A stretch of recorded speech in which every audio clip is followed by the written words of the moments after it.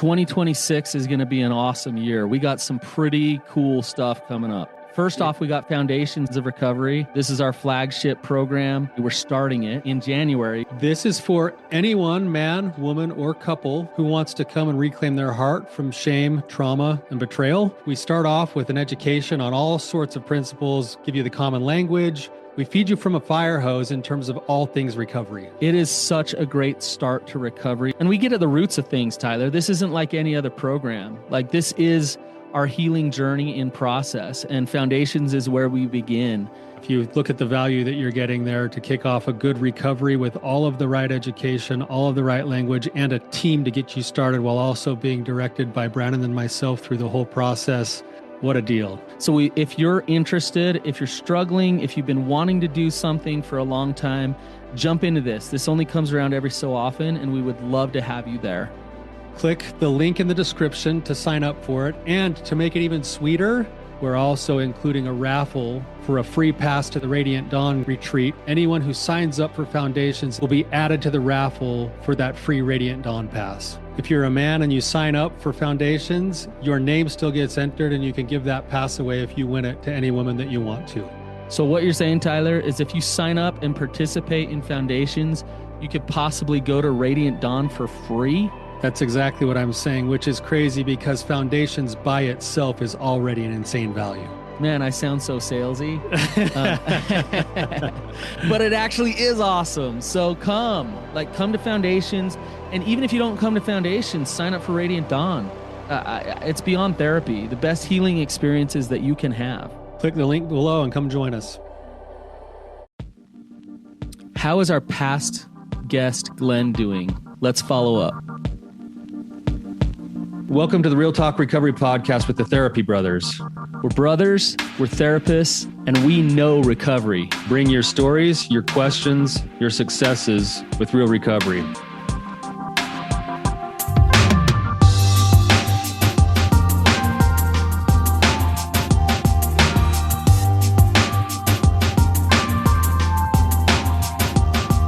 Brandon, this is going to be a good one today. Glenn was like one of our original callers back before we even had our episodes numbered. And so we're really excited to follow up with Glenn and see where he's at now. You know, it's like, where are they now? 2 years later, we got to find out what's going on in Glenn's world. So this is going to be cool. Yeah, it'll be good to take a snapshot and kind of see what's gone on. So it's awesome. Yeah. Yeah. Before we jump in with Glenn, Brandon, I just want to follow up with you. We had an interesting weekend this weekend together. ART training, right? Yeah. It's always fun to go to trainings with you. You know, you're halfway falling asleep. You're halfway just getting a kick out of all the other participants. But then you're soaking it in like no other. Like that brain of yours is just like, it's that thing you do where it's like, I don't study for tests. I just get all the information and I know it. And I'm just like, you know what? F you. Remember that time we had a class together, Brandon, where we mowed lawns together in our business while we were going through college in our bachelor's degree. We had a class together, and it was like the day of, and you're like, hey, Ty, did you prep for that big final presentation you've got today? I'm like, oh, I forgot about that. And you'd spent like 20 hours prepping yours, and I spent like 10 minutes, and I ended up getting an A on it. Yeah, you got a better grade. Something. Yeah. Oh. Yeah. Well, hey, Glenn, that's my childhood, man, right there. Yeah. He just summed that up. So, yeah. No, that was a good time, Brandon. And actually, the ART training was, I thought, really phenomenal. I'm even more excited about it, and I'm sure we'll talk about it in some other episodes and stuff too. But yeah, after just kind of processing and thinking about the training and how it went, it's like, man, that stuff is powerful and good, and it's an amazing modality for trauma work. So yeah. But maybe we can follow up with that on another episode. We can talk more about ART, but I'm kind of chomping at the bit here to check in with Glenn. And Glenn was on an episode back in 2020, so right in the midst June of 29th, 2020, for those of you guys who want to go back and listen to Glenn. Yeah, he was basically, I think, one of our first actual callers ever. And to have a first actual caller like Glenn, you guys got to go listen to the episode. This guy showed up. He delivered. We had an awesome conversation. He was raw and real and very vulnerable. And Yeah. The title of the episode is God, Where Were You? How do I overcome the feeling that God abandoned me? And so it was a very real, authentic, vulnerable episode. And so, yeah, we're following up with Glenn. It's been over 2 years now, which time flies. I can't believe that. But Glenn, welcome back to the show. Hey, thank you. Good morning, guys. Yeah. If you could just fill us in, we haven't had much interaction since we met on the show. And if you could just kind of tell us what's gone on and where you're at today. Yeah, sure. Well, that on that episode, I remember my big issue was God abandoning me during my childhood. I had some childhood trauma involving sex abuse, and you're right. It was pretty raw. I remember just in that episode or that podcast, I told you guys stuff that I normally have never. I hide it, and it talked about sex abuse. Involved my dad. I've never been open about it or willing to discuss it with anyone until you guys. And then so that kind of kickstarted this momentum to work on that childhood trauma. Because I had issues, and talking to you guys really helped, and just, I guess, admitting it and admitting that it happened and what happened, and you predicted it.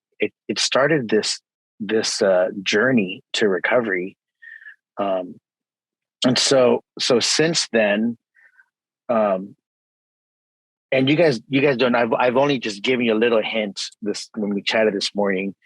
I was wrong.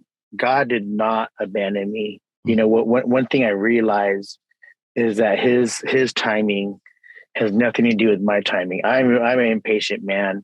I think as humans we all are, right? We want it right now. As an addict, I want immediate satisfaction. And so after talking with you guys, I end up finding a good therapist here in my town, my city. I live in the West Coast in Washington State, and I found a great therapist who is trained in it has to do with eyes. It sounds like EDM, EMDR. EMDR, yeah. Yeah, EMDR, and we went into that kind of therapy, and with eye movement and recalling memories and feelings attached to these memories. And I think when I shared on your podcast about the childhood trauma that happened to me, all these other memories started happening and coming back, and it was. I'm glad I had a professional to help me manage that and help me, I guess, organize those thoughts. It's not like right away I'm a cured man. No, it's been over 2 years, but in the past 2 years, I've gone to treatment for mental health. I went there in December. I did have a bout with suicidal tendencies in October of 2021, and I ended up having to go to the ER. It was in suicide watch. I had to stay overnight, and there was like case manager, and they called my therapist, and I had to promise certain things before they'd release me. I had to they wanted to make sure I was safe before they'd release me.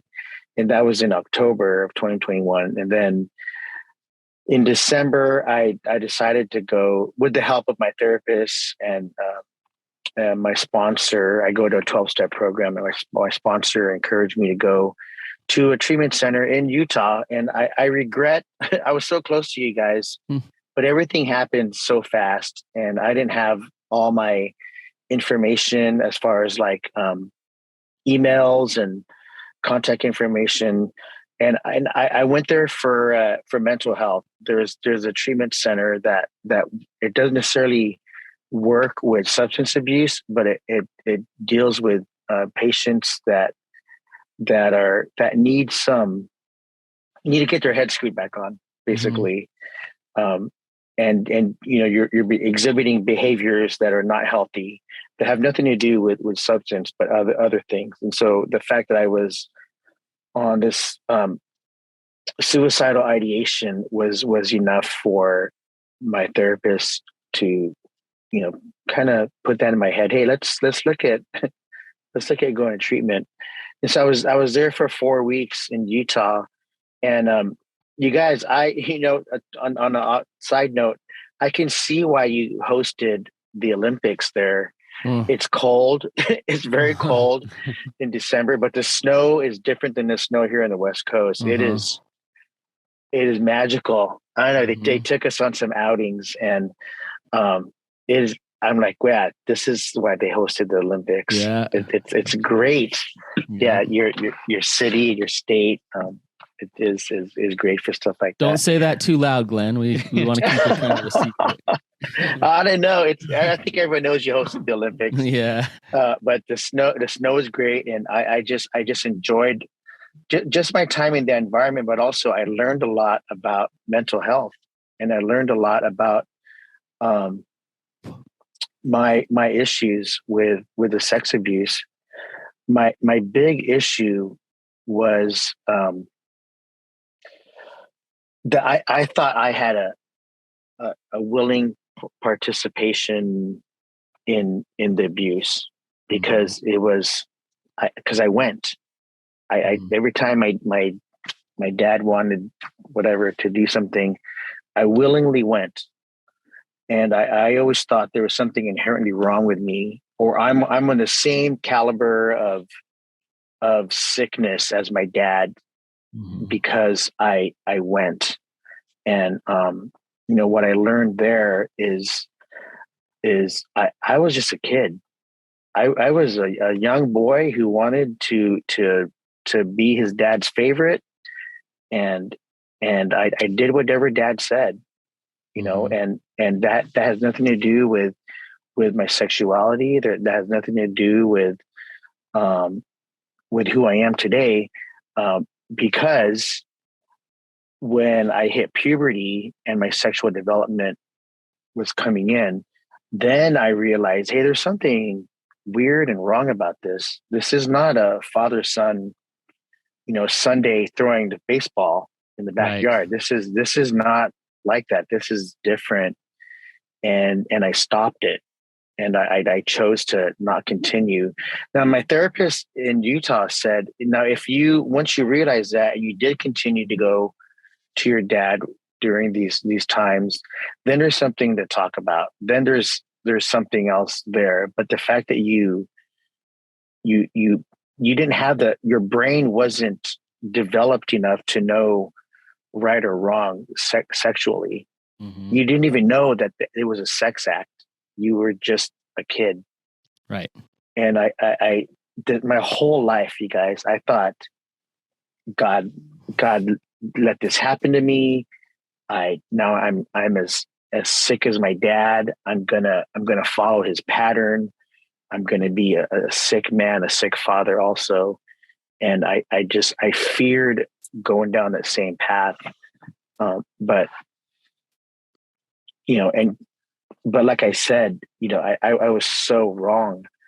God did not abandon me. It took 40 some years for me to see that, his will, his plan was more than, it took more than 40 years for me to see that he did not abandon me. He was with me the whole time. He was protecting me.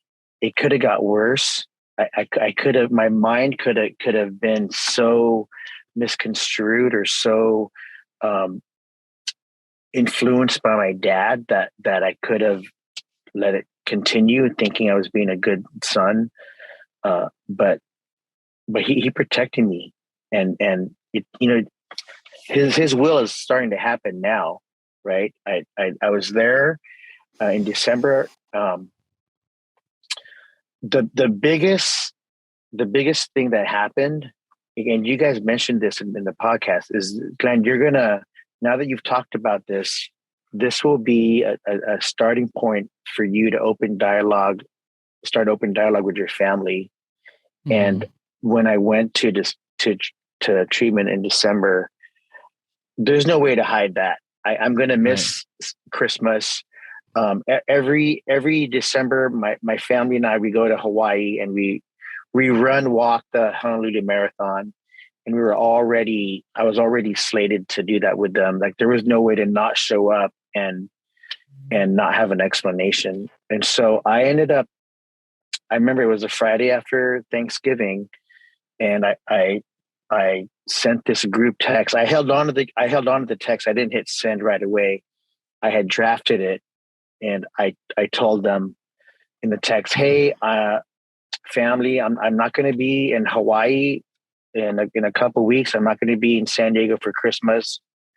I'm going to rehab to work on some childhood trauma. If you want to talk about it, call me individually." And I held on to that text for the longest time. And then finally Friday, 6 p.m., I just hit send. I said, "God, okay, this is it." I hit send and just waited for my phone. I cried and just waited for my phone to ring. And yeah, right. Soon it was, what's going on? What? And I got to share my story individually with all my siblings. There are 7 kids in my family. Wow. And all of them called me one-on-one. I found out because my brothers aren't good secret keepers, that they had another text thread that did not include me, that they were texting each other on the side. But that's just what families do, right? But it started this dialogue of what happened. And I was afraid initially of, what are they going to think of me? Am I sick? Do they think I'm just as Glenn? I forget. Is your dad still alive? No, he passed away in I want to say 2004 or earlier in this decade. Okay. I guess last decade. Yeah. Man, guys, I'm old. I'm old. Yeah. Or was it 2010? I forget what. But he's gone. He's long gone. Okay. Yeah. But it started this dialogue with my family, and I had different reactions from oh, Dad's such an a-hole, Dad, this and that, and of course he'd pick on you. You're the most docile son. You are always a good son. We hated you for being the favorite. Because I'll admit it. I'm my parents' favorite. Mm-hmm. But we know, why Dad picked, he just picked on you, and from that reaction to a brother saying, "Oh, Glenn, I'm sure Dad was just playing a game." Mm-hmm. Kind of, he didn't want to minimizing it. Yeah, minimizing it, because he kind of held my dad in the high esteem and didn't want to believe it. And I during my conversation with him, I said, I don't think that's a game. How do you win? Who's the winner? Yeah. Who's the winner in that game? And he goes, "Oh, yeah, I just don't want to see Dad in that light." And there were tears, and there were,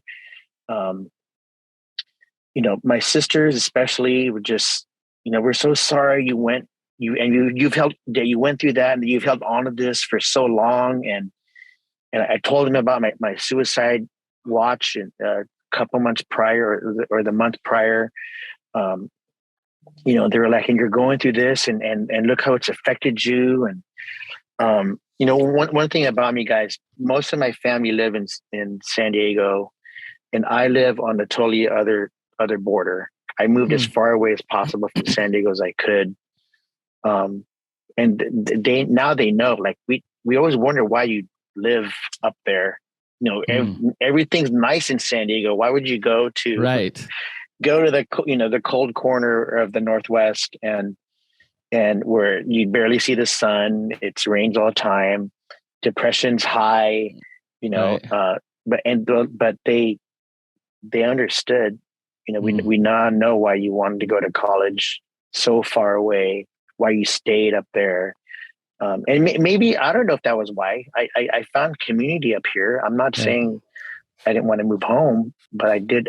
After college, I found great community in my town. So you guys mentioned, Glenn, this is going to kickstart something amazing. And this is it. It did. Once I sent that text, once, like, my brothers and sisters and I, we never say I love you to each other, and now we do. I get letters from them. I get, they just want to know how I'm doing. They don't like that I'm up here by myself, but they also understand why I'm up here. And now it's brought, is that a word? It brought us closer as a family unit. My mom, you guys, this hit my mom so hard because she totally blamed herself, and she judges herself as being a bad mom for not knowing, or not, maybe she did know. She didn't really want to talk about it. She just felt bad that it happened, and she started telling me stories of, Glenn, do you remember when you were sick and I was the one that convinced your dad to take you to the hospital, and you end up having, I forgot what I had, jaundice or something. She said, I remember being in the hospital as a kid for about a month, being there for a long time. But she was trying, she was saying, I'm a good mom. I do care about you. I do protect you. I did protect you. And I told Mom, I'm not blaming you. I know you did all those things for me. I'm not saying you're a bad mom, but there was something in her that wanted to justify her being a good mom. It just brought some really good, well, not good, but some dialogue now in my family, among the siblings, among me and my mom. I'm sure they still have that secret text thread behind my back. That's still going on, but yeah, you guys, it's this. God did not abandon me. His time is just longer than mine, and when I think about it, like eternity, there's no time limit on eternity, and God, he lives in this eternal timeline, and I'm just here trying to live life. And it is a blink compared to eternity, but I'm not saying that everything is 100% better, or I'm like living my best life ever. But ever since the first, that podcast in June, I've seen nothing but blessings in my life. What's interesting about that, Glenn, and the way you're saying it is that you just got done telling us that since that kind of catalyst 2 years ago, you've seen nothing but blessings in your life, and those blessings came through mental illness, suicidality, inpatient treatment, hard conversations with your siblings and your mom, and you just said everything's a blessing. I consider that a blessing. I had to go through those things to get to treatment. I needed to go to treatment to deal with this. I wouldn't have made that discovery that I was just a good son, then instead of thinking I'm a willing participant in the abuse, I'm just as bad as my dad. No, Glenn, you're just a son.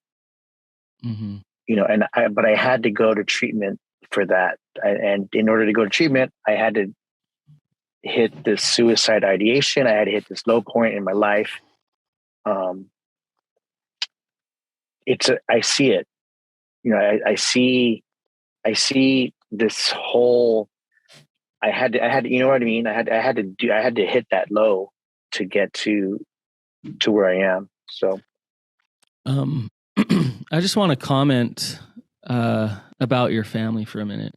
Um, it seems to me that they responded remarkably well, considering. So I've worked with a lot of people who have experienced sexual abuse, and many times, I'd say more often than not, the siblings and mom or whomever becomes so defensive of the abuser that they discount and even kind of just kick to the curb the person who experienced the abuse. It's horrible. It's sickening.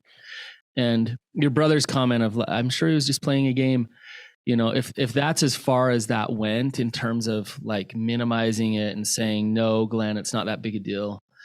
Good for them. Good for them to turn around and say, we're supportive now. We're sending you letters. We understand your pain. It's probably so confusing for them to feel your pain and care for you, but also love your dad and like have a hard time accepting what he actually did. So I think that's awesome. But the only way, Glenn, that you receive that love from them and that support from them is to send that text, is to step into the reality of it and to deal with the pain. You had it all inside of you. And until you came on our podcast, until you started to talk to that therapist, it was just in there killing you. And then you busted it open some. And this is a normal process. When you bust it open, the chaos ensues. It's painful. Yeah. And chaos is a good thing sometimes because we get so good at surviving in our misery that we just stay in our suffering. So then you bust it open and man, Glenn, you got to the point of suicidality. I mean, it was painful. It was hard, right? But it's interesting as you're talking about that, it's the comment that Tyler made. There's a piece about you and a smile on your face somewhat about like, man, it's so much better than it was. Like, I know God is there in my life. Right. Why do you say that, Glenn? Why do you say you believe that God has your back now? Yeah, I'm curious. I don't know if you can put to words to it, but that idea of like, and maybe you don't want to share some of them if they're too personal, but how have you come to know? How has the belief shifted in believing and knowing that you've got a God who's there and loves you instead of one who abandoned you? Yeah. Well, it was one of the conversations I had with my siblings. It was my sister. I have two sisters. There's my oldest sister, and she said, Glenn, we want you to know. She said we. So that's why I also know they've been talking behind my back. Because we want you to know that we believe you, and we're glad you're getting the help you need. And we don't know how long you're going to be there, but we know the time that you are there, we're with you. It sucks to be there at Christmas, but we're gonna call, we're gonna write, we're gonna, you're not gonna be alone anymore. And that kind of turned it around. I was not alone in my head anymore. Yeah. I didn't have to hold this in. I didn't have to wonder about me. Even wondering about my sexuality. Like, did my dad screw me over so much that I'm going to be like him, and I think I mentioned in the last podcast, so that influenced my behavior and my thinking of women and relationships. It was always super sexual because I did not want to turn out like my dad. And so that was just, that's just a downhill spiral. I never had healthy relationships. But yeah, I see.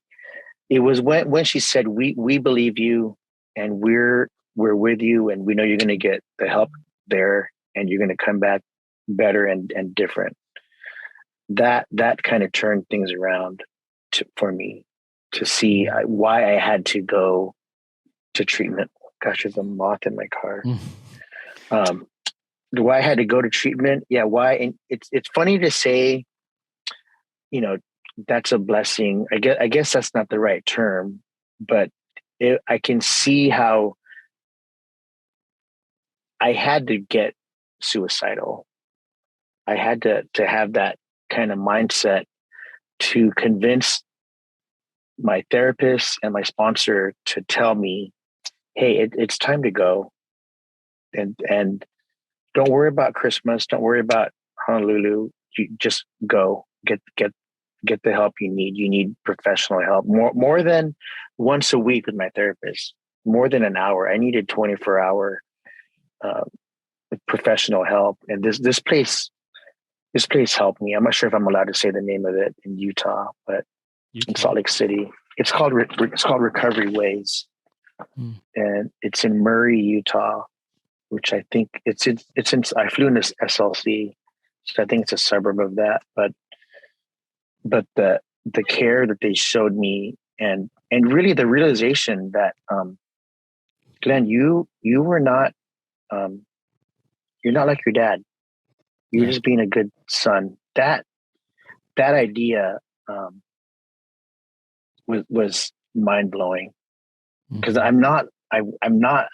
honestly always thought, well, I went to him. I'm part of it. I'm part of the problem. I can't blame my dad 100% for doing those to me. I went to him, but that's, they said, Glenn, your child's mind was not even developed yet to know sexually that this was a sexual act. Your child's mind is just, your dad's a hero. Your dad is safe.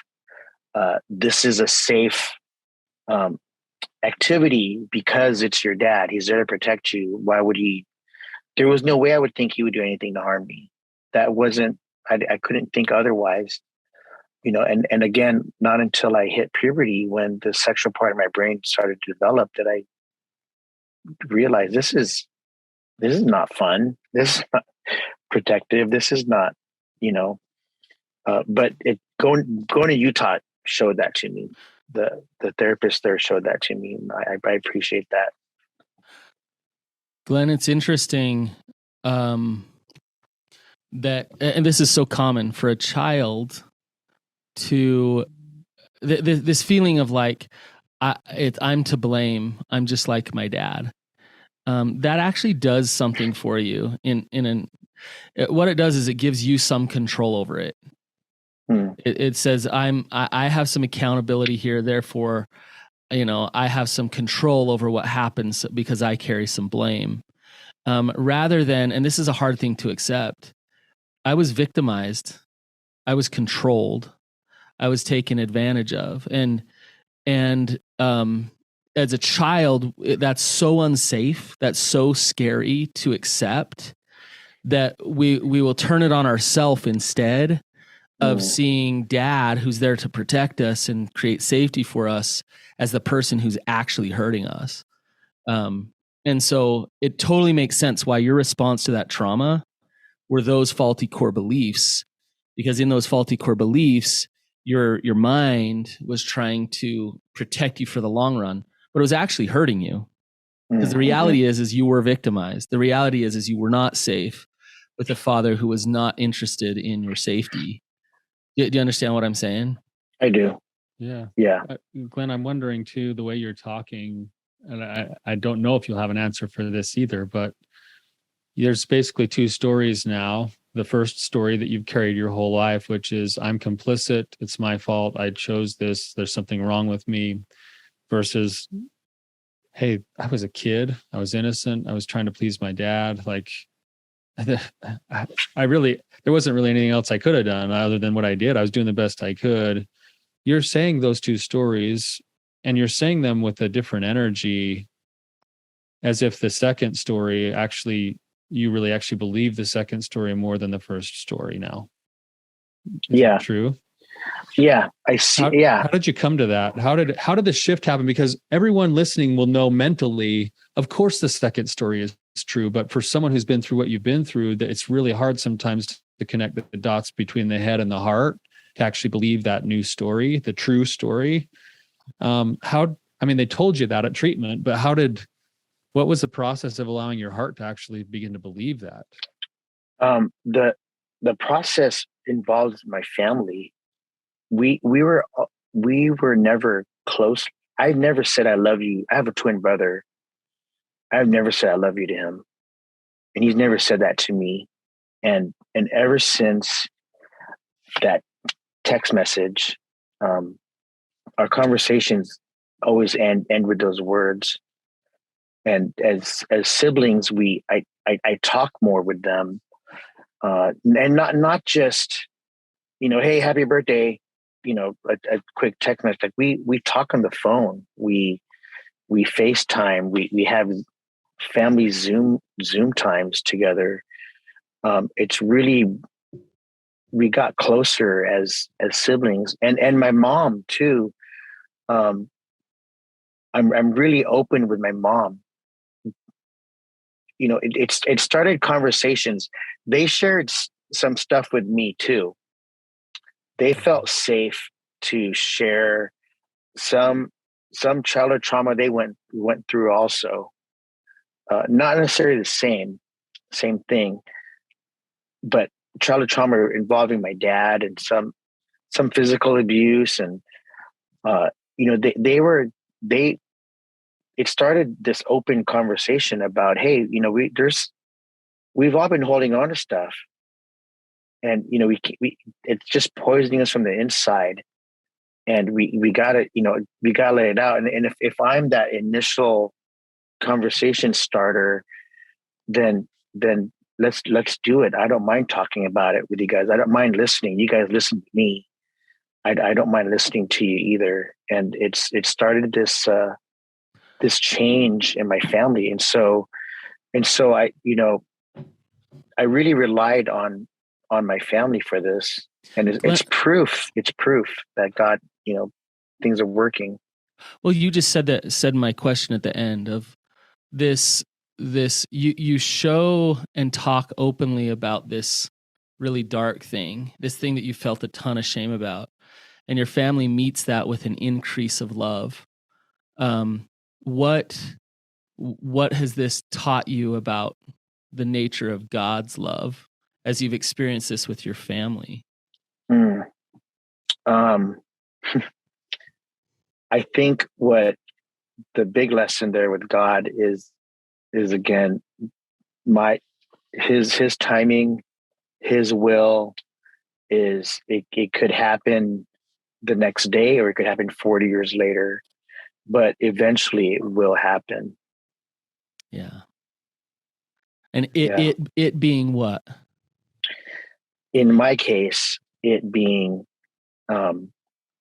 knowing he didn't abandon me, and knowing that even though this happened to me, I got the help I needed 4 years later. Yeah.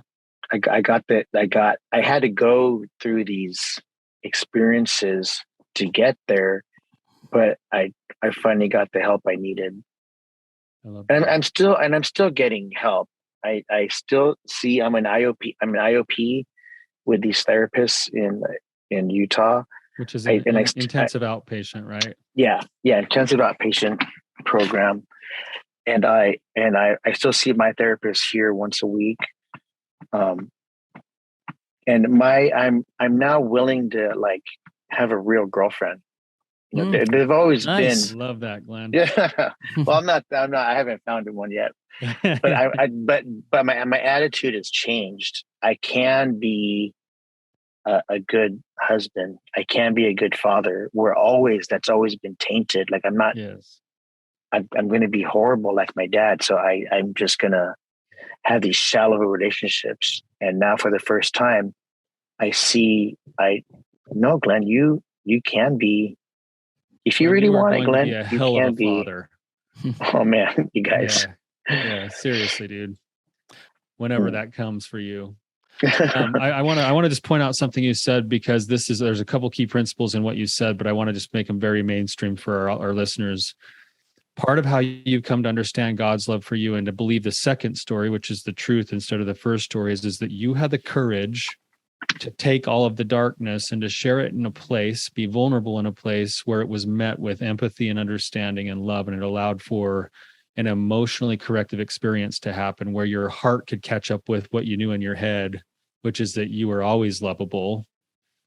You experienced love in some of the most broken places that you were sharing with people, and that opened your heart, your being, your soul to the possibility that God's love is still there all the time. And it comes sometimes through the vulnerability, where vulnerability meets empathy. Mm-hmm. I'm really stripping that down, taking the details out of it, but those are the principles that I think I heard. Oh yeah. Those are the themes. Yeah.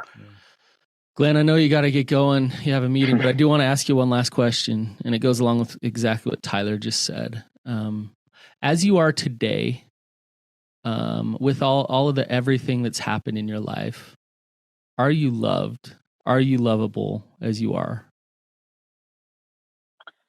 Yeah. Yeah. And I've experienced it with my family. It started with them. When my sister said, we believe you, there was no like, besides that one brother who's, oh, dad's playing a game, they all believe me. And one brother who was so mad at my dad, um, on my behalf, because I have a hard time getting mad at my dad. I do. I have a hard time. You're this and that. You did this. I have a hard time. I feel like I still need to honor him in some way, and so my brother's anger on my behalf let me know that he cared for me, and let me know that it's okay to be mad at dad too. Yeah. He's the one that messed up, not you, Glenn. He's the one that's the adult, that's the protector, and he's sick. Yeah. I'm sure that he's sick. No dad is gonna, oh, I'm gonna have a son so I could do these things to him, while he's growing up. No sane father thinks that. So there is obviously there's something going on with him too. And I'll never know what, but yeah, he's sick. Yep. And yeah, or he was sick. He's gone now, but yeah. Glenn, I got to tell you, man, this happened the first time we had you on the show. It's happening right now for me. My heart is just so full of love for you. You've got a wholehearted soul. Love your willingness to come on and share yourself the way you are. You're an inspiration to me, for sure. I can't wait to hear how things continue to unfold for you, because I know that you still got more journey ahead of you. Well, I know this is just the beginning. Yeah. It's beautiful. Well, the beauty of it is you got the recipe now. The recipe to you don't blame yourself and shame yourself and beat yourself up for the things that have happened. You rely on that healthy support and love that you got around you with your family, and stay open and don't hold all this pain inside of you. And you know how to do those things now instead of that darkness and that torment that you lived in for so long. So you are an example of courage and strength. So I really appreciate you coming on again, Glenn, hearing your story. Just keep it up, man. I hope to check in with you, down the road, and things are just progressing more and more in the way that you want it to. So I really appreciate you. Thank you. Oh yeah. Yeah. Thanks you guys for allowing me to share this part. It's different to be so open with it. I don't know who listens to the podcast or watches these, but my story is out there. You're helping somebody. I guarantee you that today you helped many people. by coming on the show and just sharing the hopeful message of the road you're traveling and the principles you're striving to live. And for those of you listening, if this has hit a nerve for you, feel free to reach out in the reviews or the comments to Glenn, or even privately to us, and share this with people in your life who you might know be struggling with some mental health issues and maybe need a little boost as well. So, all right, you guys, thank you for listening. Glenn, thanks again. Thank you. We'll see you guys later. All right.